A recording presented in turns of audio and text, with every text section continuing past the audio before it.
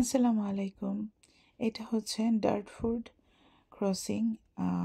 আর এই ব্রিজটার অফিসিয়াল নাম হচ্ছে কুইন এলিজাবেথ সেকেন্ড ব্রিজ, যেটা সেন্ট্রাল লন্ডন থেকে 20 মাইলস ইস্টে অবস্থিত।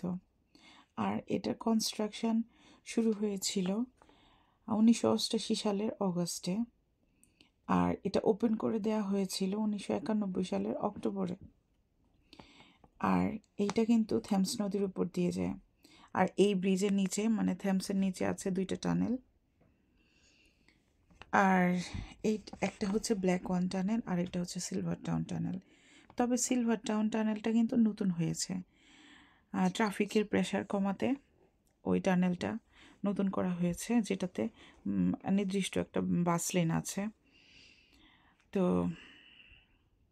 এই তো, আর এই ব্রিজটা ক্রস করতে কিন্তু টোল পে করতে হয়।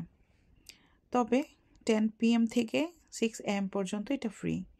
নর্মাল কারের জন্য 250, আর মালবাহী কিংবা ভ্যানগুলোর জন্য হচ্ছে £3। তবে কেউ যদি প্রিপেড পে করে তাহলে হচ্ছে নর্মাল কারের জন্য হচ্ছে £2, আর ভ্যানের জন্য হচ্ছে 263।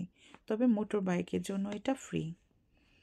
আর রেসিডেন্ট যারা আছে, মানে আশেপাশের এলাকায় যারা থাকে, যারা নিয়মিত এই ব্রিজে যাতায়াত করে, তাদের জন্য রেসিডেন্ট ডিসকাউন্ট আছে। এই তো, আমার এই ব্রিজ সম্পর্কে এইটুকুই জানা ছিল।